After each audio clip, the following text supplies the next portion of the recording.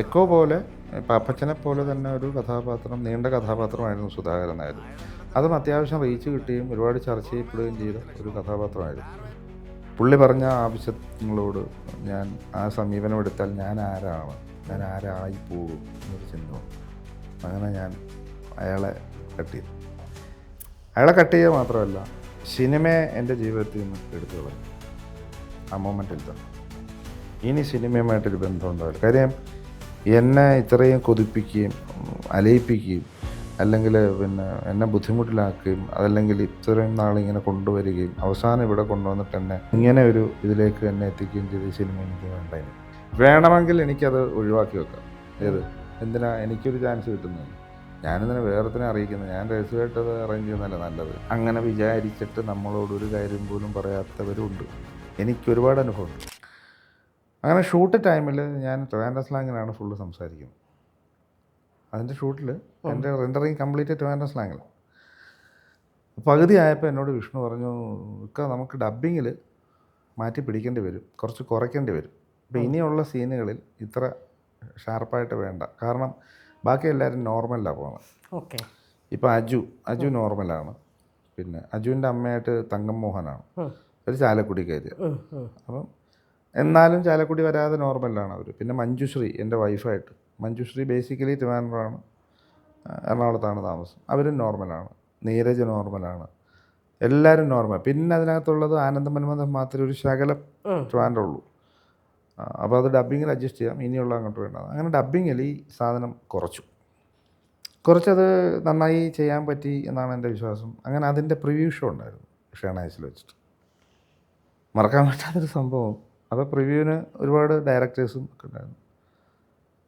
കൃഷാന്ത് എന്ന ഡയറക്ടറുണ്ട്, തരുൺമൂർത്തി ഉണ്ട്, ഒരുപാട് പേരുണ്ട്. അങ്ങനെ ഓരോരുത്തരെ കണ്ടു. ഓൺലൈൻ മീഡിയാസ് വന്നിട്ട് ബൈറ്റ് എടുത്ത് ഇങ്ങനെ നിൽക്കുന്ന സമയത്ത് ഞാൻ നോക്കുമ്പോൾ തരുൺമൂർത്തി ഇങ്ങനെ ദൂരെ മാറി. അപ്പോൾ എനിക്ക് ഇദ്ദേഹത്തിനെ ഒന്ന് പരിചയപ്പെടണമെന്ന് ഭയങ്കര ആഗ്രഹത്തിൽ നിൽക്കുന്ന ഒരാളാണ്. അപ്പോൾ ഞാൻ പെട്ടെന്ന് അവിടുന്ന് സ്കൂട്ടായിട്ട് ഞാൻ നേരെ ചെന്നു, ഇങ്ങനെ തൊഴുതു. ഞാനിങ്ങനെ നിന്ന് പറഞ്ഞു ഞാൻ ഇതിനകത്ത് ഉണ്ടായിരുന്നു. അപ്പോൾ എനിക്ക് താടിയൊക്കെ ഉണ്ട്. ഞാൻ പറഞ്ഞു, അപ്പോൾ പുള്ളി എന്നോട് പറയാം, മനസ്സിലായി, ഞാൻ നിങ്ങളെ കുറേ നേരം കൊണ്ട് വെയിറ്റ് ചെയ്യായിരുന്നു, തിരക്കൊന്ന് കഴിയട്ടെ. ഞാൻ പറയോ സോറി. സാരമില്ല. എന്നിട്ട് എന്നോട് ചോദിച്ചു, ട്രിവാൻഡ്രത്ത് എവിടെ വീടെന്ന് ചോദിച്ചു. തരുൺമൂർത്തി ചോദിച്ചു. ഞാൻ പറയും, ഞാൻ ട്രിവാൻഡ്രം അല്ല സാർ, ഞാൻ കായംകുളമാണ്. കായംകുളം ആലപ്പുഴ ജില്ലയില്ലേ? പക്ഷേ നിങ്ങൾ ട്രിവാൻഡ്രം സ്ലാങ്ങാണല്ലോ ഇതിനകത്ത് സംസാരിച്ചിരിക്കുന്നത്. ഞാൻ പറഞ്ഞു, അയ്യോ അത് കുറച്ചതാ, ഇങ്ങനെ ആയിരുന്നില്ല, ഇതിനേക്കാൾ കൂടുതലുണ്ടായിരുന്നു, ഡബ്ബിങ്ങിൽ അത് കുറച്ചതാണ്. ഞാൻ നിങ്ങളത് കണ്ടപ്പം ട്രിവാൻഡ്രം സ്ലാങ്, നിങ്ങൾ ട്രിവാൻഡ്രത്ത് തന്നെയാണെന്ന് വിചാരിച്ചു, അത്ര അസലായിട്ടാണല്ലോ ട്രിവാൻഡ്രം സ്ലാങ് പറഞ്ഞത്, എങ്ങനെ പറ്റുന്നത്? ഞാൻ പറഞ്ഞു, അങ്ങ് പറ്റും. അങ്ങനെ വേറെ ഏതെങ്കിലും ചെയ്തിട്ടുണ്ട്? ഞാൻ പറഞ്ഞ കണ്ണൂർ സ്ലാങ് ഒരു പടം ചെയ്തിട്ടുണ്ട്, റിലീസായിട്ടില്ല. ആരുടെ പടം? ഞാൻ പറഞ്ഞ ലുക്മാൻ്റെ അച്ഛനായിട്ടാണ്, കണ്ണൂർ സ്ലാങ്ങാണ് എന്ന് പറഞ്ഞു. അത് ഡബ്ബിങ്ങും കഴിഞ്ഞിട്ടില്ല, അത് പറഞ്ഞു. പിന്നെ പൊന്നാനി ഒരു മുസ്ലിം ക്യാരക്ടർ, പൊന്നാനി സ്ലാങ്ങിൽ ഒരു പടം, പ്രിൻസസ് സ്ട്രീറ്റ് എന്ന് പറഞ്ഞിട്ട് ബാലു വർഗീസ് ഒക്കെ ഉള്ളൊരു സിനിമ ഉണ്ട്. അതിൽ ഭഗത് മാനുവലിൻ്റെ വാപ്പയുടെ ഒരു ക്യാരക്ടർ ചെയ്തിട്ടുണ്ട്. അങ്ങനെ പിന്നെ ഇടുക്കി സ്ലാങ്ങിൽ ഈ ഓർമ്മകൾ ഉപ്പിട്ടത് സംസാരിച്ചിട്ടുണ്ട്. അങ്ങനെ പല രീതിയിലുമുണ്ട്. അത് വേണ്ടി വന്നാൽ ചെയ്യും സാർ എന്ന് പറഞ്ഞു. അപ്പം ഞാൻ പറഞ്ഞത് എന്താണെന്ന് വെച്ചാൽ, പുള്ളി അത് റിയലൈസ് ചെയ്യില്ല. കാരണം പുള്ളിക്ക് മനസ്സിലായി തോന്നിയത് ഞാൻ ട്രിവാൻഡ്രത്ത് തന്നെയാണെന്നാണ്. അത് ആ ക്യാരക്ടറിൻ്റെയോ ആ ആർട്ടിസ്റ്റ് എന്നുള്ള നിലയിലോ എൻ്റെ വിജയമായിട്ട് ഞാൻ എന്നെ കാണുന്നു. തീർച്ചയായും. അപ്പോൾ ഞാൻ പറഞ്ഞത് ഈ എക്കോ പോലെ പാപ്പച്ചനെ പോലെ തന്നെ ഒരു കഥാപാത്രം, നീണ്ട കഥാപാത്രമായിരുന്നു സുധാകരൻ നായർ. അതും അത്യാവശ്യം റീച്ച് കിട്ടുകയും ഒരുപാട് ചർച്ച ചെയ്യപ്പെടുകയും ചെയ്ത ഒരു കഥാപാത്രമായിരുന്നു. പിന്നെ വേറെ കഥാപാത്രങ്ങളൊക്കെ, മുഴുനീള കഥാപാത്രങ്ങളൊക്കെ പലതും വന്നിട്ടുണ്ടായിരുന്നു. അതൊക്കെ ചില അവസ്ഥയിൽ കൈവിട്ടു പോയിട്ടുണ്ട്. എൻ്റെ കുഴപ്പം കൊണ്ടൊന്നുമല്ല. അല്ല, ചേട്ടന് കുഴപ്പങ്ങൾ ഉണ്ടാവില്ല എന്ന് എനിക്കറിയാം. കാരണം പുതിയ പുതിയ സംവിധായകരുടെയും മറ്റേ തിരക്കഥാകൃത്തിൻ്റെയും പോയി ഫേസ്ബുക്കിൽ കൂട്ടുകൂടുകയും അവരോട് സ്റ്റാൻസ് ചെയ്യുകയും ചെയ്യുന്നതുകൊണ്ട് അല്ല, അത് അല്ലാതെ അത് നല്ല മാർഗമാണ്. അത് അല്ലാതെ ഒരു മാർഗ്ഗവുമില്ല. ഞാൻ എന്തിനാ ഇടുന്നതെന്നറിയാമോ? കാര്യം ആർക്കെങ്കിലും പ്രയോജനപ്പെട്ടോട്ടെ എന്ന് വിചാരിച്ചിട്ട്. കാരണം അതിനകത്തിപ്പോൾ 50 വയസ്സ് മുതൽ 60 വയസ്സ് വരെയുള്ള പുരുഷന്മാർ എന്ന് പറഞ്ഞിട്ട് വെക്കും. വേണമെങ്കിൽ എനിക്കത് ഒഴിവാക്കി വെക്കാം. ഏത് എന്തിനാ, എനിക്കൊരു ചാൻസ് കിട്ടുന്നതല്ലേ. ഞാനിതിനെ വേറെത്തിനെ അറിയിക്കുന്നത്, ഞാൻ രഹസ്യമായിട്ട് അത് അറേഞ്ച് ചെയ്യുന്നതല്ല നല്ലത് എന്ന് എനിക്ക് വേണേൽ ഞാൻ ഒരുപാട് കാസ്റ്റിംഗ് കോൾ ചേട്ടൻ്റെ പേജ് വിചാരിക്കാം. പക്ഷേ അങ്ങനെ വിചാരിച്ചിട്ട് നമ്മളോടൊരു കാര്യം പോലും പറയാത്തവരുണ്ട്. എനിക്ക് ഒരുപാട് അനുഭവമുണ്ട്. അതൊക്കെ ഉണ്ടാവും. എന്നിട്ട് പക്ഷേ വേറെ വഴിക്ക് നമ്മളവിടെ എത്തും. എത്തി എന്ന് ബോധ്യപ്പെടുമ്പോൾ നമ്മളോട് അണ്ണാ നിങ്ങൾ ആ പടത്തിലുണ്ടല്ലേ, എങ്ങനെ മനസ്സിലായി, നിങ്ങളുടെ ലിസ്റ്റിൽ ഞാൻ കണ്ട്. ഈ സിനിമയുടെ ഒരു ഗ്യാപ്പിൽ ഗൾഫിലേക്ക് പോവേണ്ടി വന്നല്ലോ. ഗൾഫിലേക്ക് പോകാന്ന് പറയുന്ന ഏതൊരാളെ പോലെയും സിനിമയിൽ നിന്ന് വരുമാനമില്ലാത്തത് കൊണ്ടാണോ, അതോ ഇനി ജീവിക്കണമെങ്കിൽ ഒരു സ്ഥിര വരുമാനം എന്നതൊരു നമുക്കൊരു ഒരു ഇതാണ്, അതൊരു ഇപ്പോഴത്തെ ജനറേഷൻ അതുണ്ടോ എന്ന് എനിക്കറിയില്ല. എങ്ങനെ നമ്മൾ നാളെ കുറിച്ച് ചിന്തിക്കുന്നില്ല, ഇന്നങ്ങ് ജീവിച്ചു പോയാൽ മതി. നമ്മളെയൊക്കെ പഠിപ്പിച്ച അല്ലെങ്കിൽ നമ്മുടെ മുന്നേയുള്ള ജനറേഷൻ എങ്ങനെയെന്ന് വെച്ചാൽ കല്യാണം കഴിച്ചാൽ ഭാര്യ മക്കൾ കുട്ടി വരുമ്പോൾ സ്ഥിര വരുമാനം ഉണ്ടാവണം, മറ്റുള്ളവരുടെ മുന്നിൽ കോമ്പീറ്റ് ചെയ്യാൻ. അവർക്ക് സൈക്കിൾ വാങ്ങിച്ചാൽ ഇവിടെ ബൈക്ക് വാങ്ങിക്കണം, ഇവിടെ ബൈക്ക് വാങ്ങിച്ചാൽ കാറ് വാങ്ങിക്കണം, നമ്മളിങ്ങനെ കോമ്പീറ്റ് ചെയ്ത് തന്നെ ജീവിക്കണം എന്നുള്ളൊരു നിലയിലാണ്. എങ്ങനെയായിരുന്നു സിനിമയിൽ നിന്ന് വിട്ടിട്ട് ഗൾഫിൽ പോയിട്ട് ഇതെല്ലാം കളഞ്ഞു, പിന്നെ തിരിച്ച് വന്നിട്ട് അവസരം ചോദിക്കാൻ ഇപ്പം നമ്മൾ മുന്നേ നിന്നവരുടെ വേണമെങ്കിൽ ക്യാമറയുടെ കൂടെ പോകാമായിരുന്നു. എങ്ങനെയായിരുന്നു ഗൾഫിലേക്കൊരു പോക്കും തിരിച്ച് പിന്നെ ഇങ്ങോട്ടേക്ക്? ഗൾഫിലേക്ക് ഞാൻ പോയത് ഗൾഫിൽ പോകാൻ വേണ്ടിയിട്ട് പോയതല്ല. ഞാൻ ആദ്യം പറഞ്ഞല്ലോ, ഒരു ഡയറക്ഷൻ ആയിരുന്നു എൻ്റെ മനസ്സ് മുഴുവൻ. ഒരു 9 വർഷം, ഏതാണ്ട് 30 പടത്തിന് മുകളിൽ ഞാൻ അദ്ദേഹത്തോടൊപ്പം ചെയ്തു. അപ്പം അത്രയും മതി, ഇനി ഒരു സിനിമ സംവിധാനം ചെയ്യാം എന്നുള്ളൊരു ഉദ്ദേശം. അപ്പം ഞാൻ 2004 ഞാൻ വിവാഹിതനായി. 2005 ആയപ്പോൾ എനിക്ക് ഈ ഒരു ചിന്ത വരുന്നു. ഞാൻ ആദ്യം തന്നെ എന്ത് ചെയ്തു, പുള്ളിയുടെ അവിടെ നിന്ന് റിലീസ് വാങ്ങി. ഞാൻ ഫ്രീ ആയതിനു ശേഷം എനിക്ക് പരിചയമുള്ള പ്രൊഡ്യൂസേഴ്സ് കുറച്ച് പേരുണ്ട്. അപ്പോൾ അവരൊക്കെ ആയിട്ട് ഞാനിങ്ങനെ കാര്യങ്ങൾ സംസാരിച്ചപ്പോൾ അവരൊക്കെ പലരും എന്നെ നിരുത്സാഹപ്പെടുത്തി. ചിലർ പറഞ്ഞാൽ നമുക്ക് നോക്കാം എന്ന് പറഞ്ഞു, ചിലർ നിരുത്സാഹപ്പെടുത്തി. അവർ പറഞ്ഞത് ന്യായമായൊരു കാര്യമാണ്, പക്ഷേ എനിക്ക് ആ തിരിച്ചറിവ് അന്നുണ്ടായില്ല. പിന്നെ അവർ പറഞ്ഞ ഇതാണ്, നീ ഇത്രയും നാൾ പ്രാക്ടീസ് ചെയ്തത്, എക്സ്പീരിയൻസ് നേടിയത് ക്യാമറയിലാണ്. പെട്ടെന്ന് വന്നിട്ട് ഡയറക്ടറാകുക എന്ന് പറഞ്ഞാൽ അതിനേക്കാൾ നല്ലത് നീ ക്യാമറ ചെയ്യും, കുറേ പരിപാടി കഴിഞ്ഞതിന് ശേഷം ഡയറക്ഷനിലേക്ക് മാറാം, അതായിരിക്കും ബെറ്റർ എന്നോട് ഞാൻ സൂചിപ്പിച്ചു. ഇപ്പോൾ വേണു സാറൊക്കെ ദയ എന്ന പെൺകുട്ടിയൊക്കെ ചെയ്തില്ലേ. അപ്പോൾ എത്രയോ കാലത്തിന് ശേഷം അമ്മ അറിയാമെന്നൊക്കെ പറയുന്ന സിനിമ മുതൽ തുടങ്ങിയതാണ്, അതിന് മുമ്പേ തുടങ്ങിയതാണ് അദ്ദേഹം. അങ്ങനെ കുറേ ക്യാമറമാന്മാർ, വിപിൻ മോഹൻ, സദാനന്ദൻ്റെ സമയം എന്തൊരു ദിലീപിനെ വെച്ചിട്ട് സിനിമ ചെയ്തിരുന്നു. സൊലെ ഇദ്ദേഹം ചെയ്തു, നമ്മുടെ പി സുകുമാർ സൊലെ എന്ന് പറഞ്ഞിട്ട് സിനിമ ചെയ്തു. പിന്നെ പണ്ട് വിപിൻ ദാസ് എന്ന് പറഞ്ഞിട്ട് ക്യാമറമാനാണ്, CB ഡയറക്കുറിപ്പിൻ്റെ ഒക്കെ ക്യാമറമാനായിരുന്നു അദ്ദേഹം. ഒരു കൊച്ചു സ്വപ്നം അങ്ങനൊരു സിനിമ അങ്ങനെ ക്യാമറമാർ, ഡയറക്ടർമാരായ സംഭവങ്ങളുണ്ട് എന്നൊക്കെ പറഞ്ഞ് അങ്ങനെ വിട്ടു. അപ്പം ഞാൻ ആകപ്പാടെ ഒന്നിതായി, സാരമില്ല നോക്കാം. അങ്ങനെ വന്നിട്ട് എനിക്കൊരു NRI പുള്ളിയെ ഇങ്ങനെ ഒരിടത്ത് യാദൃശ്യമായിട്ട് പരിചയപ്പെടും. ഒരു ലൊക്കേഷനിൽ വേറൊരാളിനെ കാണാൻ വേണ്ടി വന്നു, അങ്ങനെ പരിചയമായി. പുള്ളിയായിട്ട് ഞാൻ ഈ കാര്യങ്ങളൊക്കെ ഇങ്ങനെ സംസാരിച്ചു. അത് 2-3 സബ്ജക്റ്റൊക്കെ പറഞ്ഞു, സബ്ജക്റ്റ് ലോക്കായി. അങ്ങനെ അതിൻ്റെ ചർച്ചകളിങ്ങനെ നടക്കുന്നുണ്ട്. അന്ന് മൊബൈലൊന്നുമില്ല, ഇങ്ങനെ ലാൻഡ് ഫോണിൽ വിളിക്കും. പുള്ളിയുടെ വീട്ടിൽ ഫോണൊക്കെ ഉണ്ട്, അവിടെ വിളിക്കും, കാര്യം പറഞ്ഞ് ഞാൻ ഇത്രാം തീയതി ഇന്നടുത്ത് വരുന്നുണ്ട്, അവിടെ വാ എന്ന് പറയും. അങ്ങനെ എറണാകുളത്ത് എവിടെയെങ്കിലും വരും, മീറ്റ് ചെയ്യും. അങ്ങനെ പോയി ഈ ചർച്ചകൾ വേറെ രീതിയിലായി. അപ്പോൾ പുള്ളിയുടെ ആവശ്യങ്ങൾ വേറെ ചിലതാണ്, ചില അനാവശ്യ ധാരണകൾ സിനിമയെക്കുറിച്ച് പുള്ളിക്കുണ്ട് എന്നെനിക്ക് പിന്നീടാണ് മനസ്സിലായത്. അപ്പോൾ അതിനൊക്കെ ഞാൻ പുള്ളിക്ക് കൂട്ടു നിൽക്കണം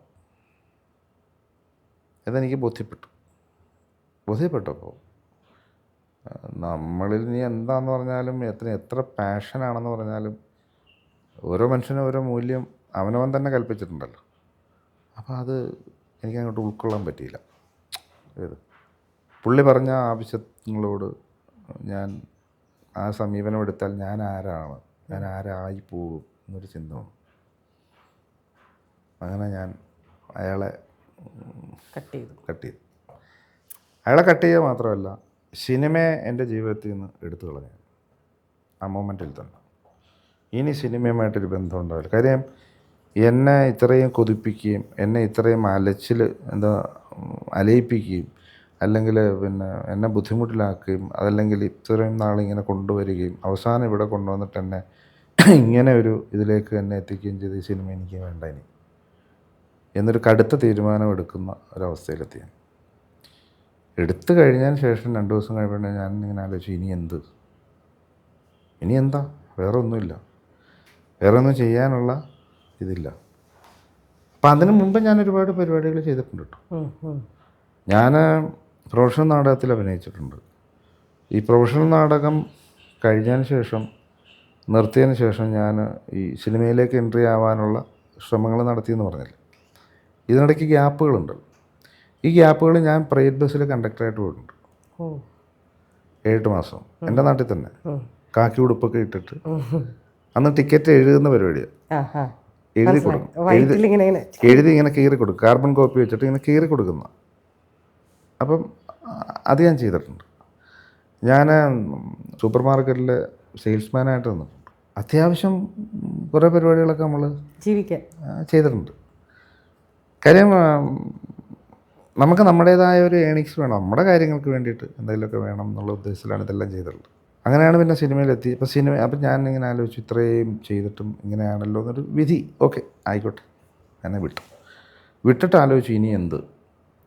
ഒരു ഭാര്യയായി, അവർക്ക് ചില കാര്യങ്ങൾ നമ്മൾ സാധിച്ചു കൊടുക്കേണ്ടതുണ്ടല്ലോ, അതിന് പണം വേണം. എന്തു ചെയ്യും? ഞാൻ എൻ്റെ സുഹൃത്തുക്കളുമായിട്ട് സംസാരിച്ചപ്പോൾ അവർ പറഞ്ഞു, നിങ്ങളൊരു കാര്യം ചെയ്യും, ഒരു വിസ എടുത്തിട്ട്, വിസിറ്റ് എടുത്തിട്ട് നിങ്ങൾ ദുബൈയിലേക്കോ, അവിടെ നിങ്ങളെപ്പോലുള്ളൊരു എക്സ്പീരിയൻസുള്ള ഒരാളിനെ സംബന്ധിച്ച് നിങ്ങളെ ചുവന്ന കാർപ്പറ്റ് അവിടെ വിരിച്ചിട്ടിരിക്കുകയാണ്, നിങ്ങളങ്ങോട്ട് വന്ന് കിട്ടിയാൽ മതി, കാല് വെക്കാം, അവിടെ നിങ്ങൾ സ്വർഗ്ഗലോകത്തെത്തും എന്നുള്ള രീതിയിൽ ഒരു പ്രലോഭിപ്പിച്ചു. ഞാൻ വലിയ പ്രതീക്ഷയോടെ ഇവിടുന്ന് പോയി. അവിടെ ചെന്നപ്പോൾ എന്താ സംഭവം എന്ന് വെച്ചാൽ, അവിടെ അഡ്വർടൈസ്മെൻറ്റ് കമ്പനികളെന്നൊക്കെ പറയുന്നത് നമ്മുടെ ഇവിടെ ഇപ്പോൾ ഒരു സ്റ്റുഡിയോ ഒരു കല്യാണ വർക്ക് എടുക്കും, അല്ലെങ്കിൽ ഒരു ഫങ്ഷൻ, ഒരു ഈവൻറ്റ് എന്തെങ്കിലും എടുക്കുന്നു, വീഡിയോ കവറേജ് അതൊരു ഇതിലാക്കി പെൻഡ്രൈവിലാക്കി അല്ലെങ്കിൽ CD-യിലാക്കി കൊടുക്കുന്നൊരു പരിപാടിയില്ലേ. ഇതിനാണ് അവിടെ ഈ അഡ്വർടൈസ്മെൻറ്റ് കമ്പനി എന്ന് പറഞ്ഞാൽ മലയാളികൾ നടത്തുന്ന പരിപാടി. അവിടെ കുറേ ഈവൻറ്റ്സ് ഉണ്ട്, ഈ അറബികളുടെയും ഫോറിനേഴ്സിൻ്റെയൊക്കെ ഈവൻറ്റ്സ് ഉണ്ട്. കാര്യം അവർക്കൊരു ഇൻക്രിമെൻറ്റ് കൂട്ടി കിട്ടിയാൽ അന്നൊരു ഈവൻറ്റ് അവരുടെ വകയായിട്ടൊരു ഫങ്ഷൻ നടക്കും. അത് കുറേ ഗസ്റ്റുകളെയൊക്കെ വിളിച്ച്, സുഹൃത്തുക്കളെയൊക്കെ വിളിച്ചിട്ടൊരു ഒരു പരിപാടിയുണ്ട്. അതിൻ്റെ ഒരു വീഡിയോ കവറേജൊക്കെ ഉണ്ട്. അത് ചെയ്തു കൊടുത്താൽ തന്നെ പൈസ കിട്ടും. ഇതൊക്കെയാണ് അവിടുത്തെ. പിന്നെ ഉള്ളതെന്ന് പറഞ്ഞാൽ ഫോറിൻ കമ്പനികളുണ്ട്, അഡ്വർടൈസ്മെൻറ്റ് കമ്പനികളുണ്ട്.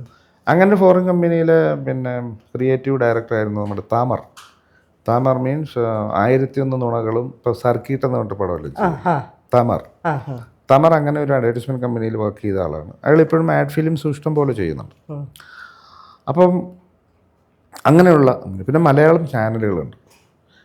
അങ്ങനെ 1-2 ചാനലിൽ ഞാൻ പോയപ്പോൾ നമ്മളെ ആ ഏരിയയിലോട്ട് അടുപ്പിക്കില്ല അവർ. കാര്യം നമ്മളെപ്പോലൊരു ആളവിടെ ചെന്ന് കഴിഞ്ഞാൽ ഈ അവിടെ നിൽക്കുന്നവരുടെ ചാൻസ് പോകുമെന്നുള്ള പേടിയായിരിക്കാം, നമുക്കറിയില്ല. എന്തായാലും 2 മാസം കടിച്ചു പിടിച്ച് അവിടെ നിന്ന് ഞാൻ തിരിച്ചു പോകും. മനസ്സിലായില്ലേ? അങ്ങനെ അപ്പോഴും സിനിമ എൻ്റെ മനസ്സിലില്ല. ഇവിടെ വന്ന് പിന്നെയും നിന്നിട്ട് 2 വർഷം കൂടെ നിന്നിട്ട് പിന്നെ ഒരു വിസിറ്റിലാണ്, പിന്നെ ഒരു ജോബ് വിസയിലാണ് ഞാൻ പിന്നെ പോകുന്നത്. സിനിമയുമായിട്ടോ ഒന്നും ഒരു ബന്ധവുമില്ല. എൻ്റെ ജോലി സേഫ്റ്റി ഡിപ്പാർട്ട്മെൻറ്റിൽ അസിസ്റ്റൻ്റ് പണിയാണ്. ഒരു ബന്ധമുള്ളത് ഒരു ഓട്ടോ ഫോക്കസ് ക്യാമറ എൻ്റെ പോക്കറ്റിലാണ്, എൻ്റെ ഡ്യൂട്ടിയുടെ ഭാഗമാണ്. ഞാൻ കാണുന്ന ഒരു കാഴ്ച പകർത്തണം, ഇതിൻ്റെ പ്രിൻ്റ് ഔട്ട് എടുത്ത് റിപ്പോർട്ടായിട്ട് ഡെയിലി അവിടെ കൊടുക്കണം. അപ്പോൾ ക്യാമറയുമായിട്ടൊരു ബന്ധമുണ്ട്. അത് കഴിഞ്ഞ് വീണ്ടും തിരിച്ചു 2008 പോയിട്ട് ഒരു 8 മാസം ജോലി ചെയ്തിട്ട് തിരിച്ചു വന്നു. വീണ്ടും നാട്ടിൽ തന്നെ നിന്നു. പിന്നെ 2011 വീണ്ടും ഗൾഫിൽ പോയി, ഒരു കമ്പനിയുടെ ക്യാമ്പസ് എന്നുള്ള രീതിയിൽ. ക്യാമ്പസ് എന്ന് പറഞ്ഞാൽ നമ്മുടെ ഈ ഹോസ്റ്റൽ വാർഡൻ എന്നൊക്കെ പറയുന്ന പോലെ ഒരു ക്യാമ്പിൽ കുറേ ആളുകളുണ്ടാവും. അപ്പോൾ അവരെ മേട്ടർ എന്നൊക്കെ നമ്മൾ പറയില്ല, അതുപോലൊരു ജോലിയാണത്. അവിടെ ഇച്ചിരി റിസ്ക്കാണ്. കാര്യം പല രാജ്യക്കാർ വരും, പാകിസ്ഥാനികളുണ്ട്, നമ്മുടെ ഈ തലയെക്കെട്ടില്ലാത്ത പഞ്ചാബികളുണ്ട്. അവരിച്ചിരി കുഴപ്പക്കാരാണ്, ഭയങ്കര വയലൻ്റ് ആവുന്നവരാണ്. ഈ പാകിസ്ഥാൻ്റെയും ഈ നമ്മുടെ പഞ്ചാബിൻ്റെ ആ പഞ്ചാബ് രണ്ട് തലയെക്കെട്ടുള്ള പഞ്ചാബും അല്ലാത്തുള്ള പഞ്ചാബുണ്ട്. ആ പഞ്ചാബിൻ്റെ ബോർഡറിൽ എന്ന് പറഞ്ഞാൽ ഈ പാകിസ്ഥാൻ ബോർഡറാണ്. ആ ഒരു പ്രവിശ്യ എന്ന് പറയുന്നത് ഇച്ചിരി ഈ വയലൻ്റാണ്. അവർ ഭയങ്കര ക്രിമിനൽസ് മെൻറ്റാലിറ്റിയും ഒക്കെ ഉള്ളവരാണ്. അപ്പോൾ ആ പാകിസ്ഥാനികളും ഈ പഞ്ചാബികളും കൂടെ വരും, ഇവർ തമ്മിലടിയാണ്. പിന്നെ ബംഗ്ലാദേശികൾ, നേപ്പാളികളുണ്ട്, ആന്ധ്രാക്കാരുണ്ട്, ഫിലിപ്പീൻസുണ്ട്, അങ്ങനെ പല രാജ്യക്കാരാണ്. അപ്പം ഇവരെയൊക്കെ മേയ്ക്കണം. ഡെയിലി അടിയും ബഹളും കത്തിക്കുത്തി വരെ നടന്നിട്ടുണ്ട്. അങ്ങനെ ഞാൻ 5 മാസം കടിച്ചു പിടിച്ച കാര്യം നമ്മളെ കൊണ്ട് താങ്ങാൻ പറ്റില്ലായിരുന്നു. ഹാർട്ട് അറ്റാക്ക് വരുമല്ലോ. ഞാൻ അവിടുന്ന് റിസൈൻ ചെയ്തിട്ട് ഞാൻ പോകുന്നത് 2011. അങ്ങനെയാണ് എൻ്റെ ഗൾഫ് ജീവിതം ഞാൻ അവസാനിപ്പിച്ചു. പിന്നീട് ഇവിടെ വന്നിട്ട് ഞാനൊരു എൻ്റെ നാട്ടിൽ തന്നെ ഒരു പ്രൈവറ്റ് ഫാമിലി വർക്ക് ചെയ്തു. ആ പ്രൈവറ്റ് ഫാമിലി വർക്ക് ചെയ്തുകൊണ്ടിരിക്കുമ്പോൾ അവിടെ ഒരു ഈ സെയിൽസാണ്, ഒരു ഈ ഹാർഡ്വെയറും എല്ലാത്തിനും ഒരു സെക്ഷൻ ബൈ സെക്ഷനായിട്ട് ഉള്ള ഒരു വലിയ സ്ഥാപനമാണ് കായംകുളത്ത്, HHYS എന്ന് പറയും. അപ്പോൾ ഒരു ഈ സേട്ടു വിഭാഗത്തിൽപ്പെട്ട ആളുകളാണ് എൻ്റെ ഓണേഴ്സ്. അവർ കുറച്ചുകൂടി മതപരമായ കാര്യങ്ങളിൽ കൂടുതൽ ഇത് കാണിക്കുന്ന ആളുകളാണ്. പക്ഷേ ഒരുപാട് നന്മകൾ സമൂഹത്തിന് വേണ്ടി ചെയ്യുന്നവരുമാണ്. അപ്പോൾ ഏതാണ്ടൊരു 10-100 സ്റ്റാഫിന് മുകളിലുണ്ടാവും. വലിയ സ്ഥാപനമാണ്, ലിമിറ്റഡ് കമ്പനിയാണ്. പ്രൊവിഡന്റ് ഫണ്ട് ഉണ്ട്, ബോണസ് ഉണ്ട്, ESI ഉണ്ട്, ഞായറാഴ്ച വരെ സാലറി ഉണ്ട്. അത് ATM വഴിയാണ്. പിന്നെ രാവിലെ 9 മണി മുതൽ വൈകിട്ട് 7 മണി വരെ ഉള്ളൂ. പഞ്ചിങ് ആണ്. അപ്പോൾ ഇങ്ങനെയൊക്കെയുള്ള, പിന്നെ നമുക്ക് യൂണിഫോം ഉണ്ട്.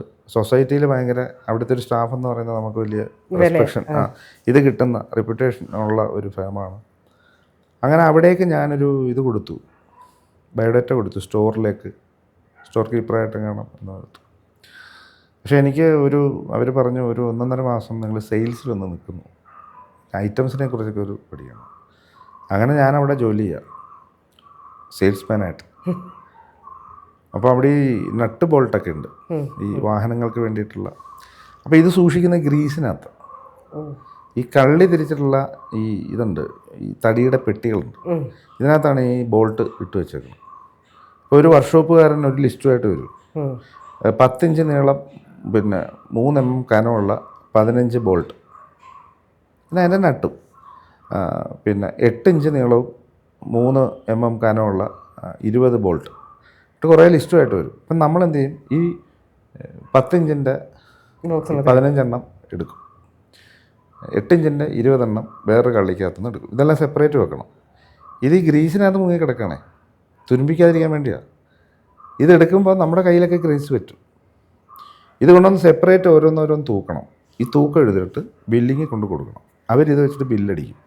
ബില്ലടിച്ച് പേയ്മെൻറ്റ്, ആ ബില്ല് നമ്മൾ പെയ്ഡ് അടിച്ച് കണ്ടു കഴിഞ്ഞാൽ ഇത് പാക്ക് ചെയ്ത് കൊടുക്കും.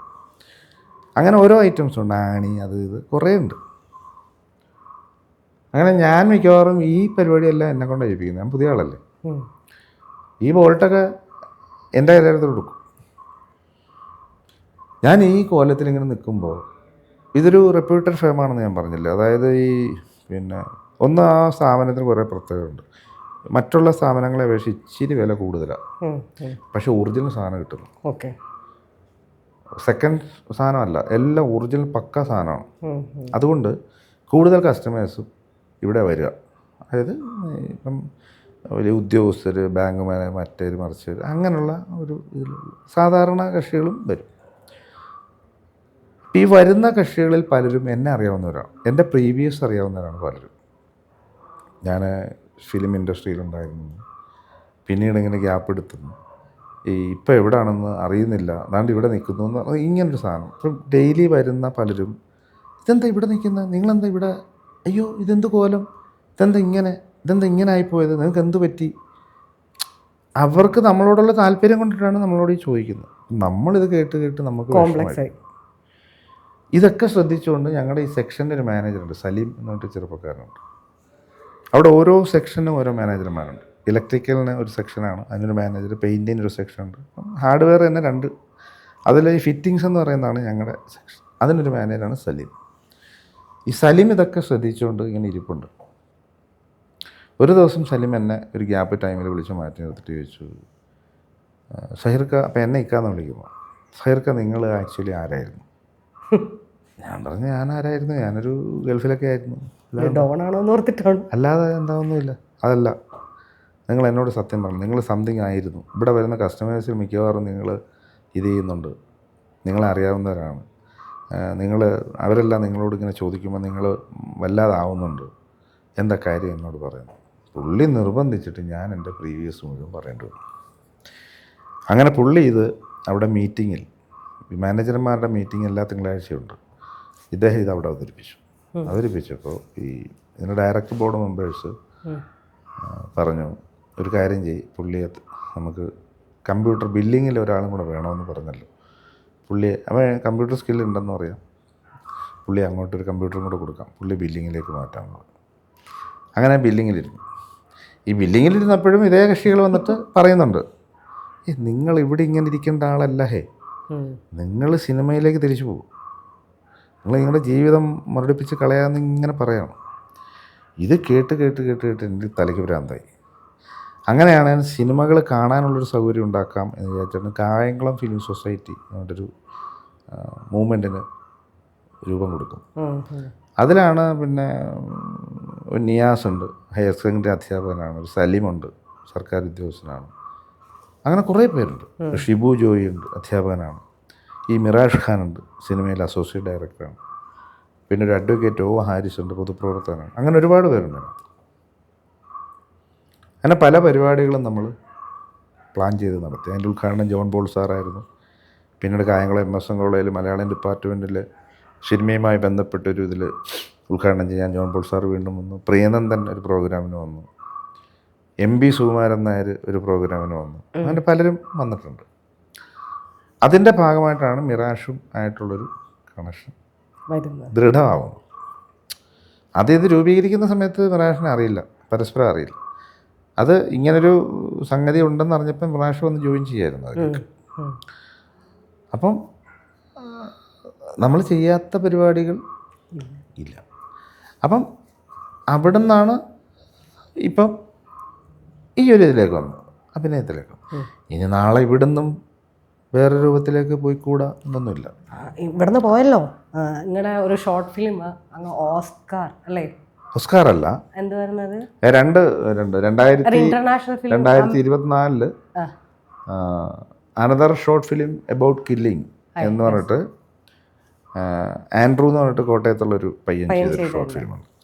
അത് ഇവിടെ ആയിരുന്നു, ന്യൂ മെക്സിക്കോയിലെ ഒരു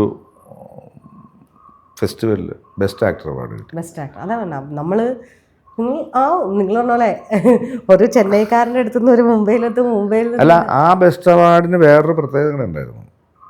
അത് 9 നോമിനീസ് ആയിരുന്നു ഫൈനൽ റൗണ്ടിൽ വരുന്ന 9 നോമിനീസ്. അതിലൊരു നോമിനിയാണ് ഞാൻ. ബാക്കി 8 നോമിനീസ് എന്ന് പറയുന്നത് ഫ്രാൻസിൽ നിന്നും പിന്നെ കൊറിയ, പിന്നെ ഫിൻലാൻഡ്, അങ്ങനെ കുറേ UK എന്നൊക്കെ ഉണ്ട്. അങ്ങനെ പല രാജ്യങ്ങളിൽ നിന്നുള്ള ഫാക്കൽറ്റീസും ഒക്കെ, അതായത് അവിടുത്തെ ഈ ഇൻസ്റ്റിറ്റ്യൂട്ടിലെ ഫാക്കൽറ്റീസ്, തിയേറ്ററിലെ പിന്നെ ഫാക്കൽറ്റീസ്, ഇവരൊക്കെയാണ് ബാക്കിയുള്ള കക്ഷികൾ. ഇവരുടെ കൂടെയാണ് ഞാൻ ഈ നോമിനയായിട്ട് അവിടെ വരുന്നത്. അവരെയും കവർ ചെയ്തിട്ടാണ് എനിക്ക് ബെസ്റ്റ് ആക്ടർ കിട്ടുന്നത്. അതൊരു ചില്ലറ കാര്യമല്ല, വലിയ കാര്യമാണ്. അത് കഴിഞ്ഞിട്ട് 2025 വേറൊരു ഷോർട്ട് ഫിലിം, ചുള്ളി എന്ന് പറഞ്ഞിട്ടൊരു short film, Arun K. Chirayath എന്ന് പറയുന്ന അദ്ദേഹം ചെയ്ത ചുള്ളി എന്ന് പറഞ്ഞിട്ട് ഷോർട്ട് ഫിലിമാണ്. അതിന് ആംസ്റ്റർഡാമിൽ നിന്നൊരു അവാർഡ് ബെസ്റ്റ് ആക്ടർ കിട്ടി 2025. അപ്പോൾ 2 വർഷം അടുപ്പിച്ച് 2 ഇൻ്റർനാഷണൽ അവാർഡ് എനിക്ക് കിട്ടി, ഷോർട്ട് ഫിലിമിലാണ് കിട്ടി. ഓക്കെ, അത് തന്നെയാണ് ഞാൻ പറഞ്ഞത്. നമ്മൾ പക്ഷേ ചേട്ടൻ ഇപ്പം പല ഇൻ്റർവ്യൂവിലും പറയുന്നത് കേട്ട് സംവിധാനം തന്നെയാണ് ആഗ്രഹം, സംവിധാനം ചെയ്യും, കുറച്ച് കഥയുണ്ട്, കുറച്ച് ലേറ്റ് ആയാലും വരും എന്ന്. അതൊരു ഒരു ഹോപ്പാണ്. നാളെ എണീക്കാൻ അല്ലെങ്കിൽ പണിയെടുക്കാൻ, അല്ലെങ്കിൽ ഞാൻ ഇത് ചെയ്യുന്നത് ഇതല്ല, എനിക്കിതാണ് എന്നുള്ളൊരു ഹോപ്പാണ്. അതൊരു നല്ലൊരു ഇതാണ്. എന്താണ്, ഇതല്ല, ഇതെന്ന് വെച്ചാൽ ഇതിൽ സാറ്റിസ്ഫൈഡ് അല്ല എന്നല്ല, ഇതും സാറ്റിസ്ഫൈഡ് ആണ്. പക്ഷെ അത് ചെയ്താൽ കുറച്ചും കൂടെ, അതായത് ഒരു ചെടിക്ക് വെള്ളം ഒഴിച്ചാൽ വളരും, കുറച്ച് വളവും കൂടി ഇട്ട് അത് കുറേ കൂടെ നമ്മുടെ അല്ലേ നമുക്ക് കുറച്ചുകൂടെ ഇത് തരൂല. അത് തന്നെയാണ്, അതെന്താണല്ലോ നടക്കും. അതുപോലെ തന്നെ മോഹൻലാലിന്റെ കൂടെ അഭിനയിച്ചിട്ടില്ല എന്ന് പറഞ്ഞു. മമ്മൂട്ടിയുടെ സീനിലുണ്ട്, ഇപ്പം മോഹൻലാലിന്റെ കൂടെ അഭിനയിച്ചിട്ടുണ്ട്, ഉണ്ട്, ചതുരംഗത്തില് ജസ്റ്റ് ഒരു ബാർ സീനിൽ അഭിനയിച്ചിട്ടുണ്ട്. പക്ഷെ അത് നിർബന്ധിച്ചുകൊണ്ട് സ്ക്രീനിൽ കൊണ്ട് ഇരുത്തില്ല. ഇനി നിർബന്ധിച്ചല്ല, അവരാവശ്യപ്പെട്ടിട്ട് നമ്മൾ പോയിരിക്കണം. അവിടെയാണ് അതൊക്കെ വരും. പറഞ്ഞില്ലേ, കഥകൾ ഉണ്ടാവട്ടെ, സിനിമകൾ നല്ലതുണ്ടാവട്ടെ, ലൈഫിൽ ഇനിയും നല്ലതുണ്ടാവട്ടെ.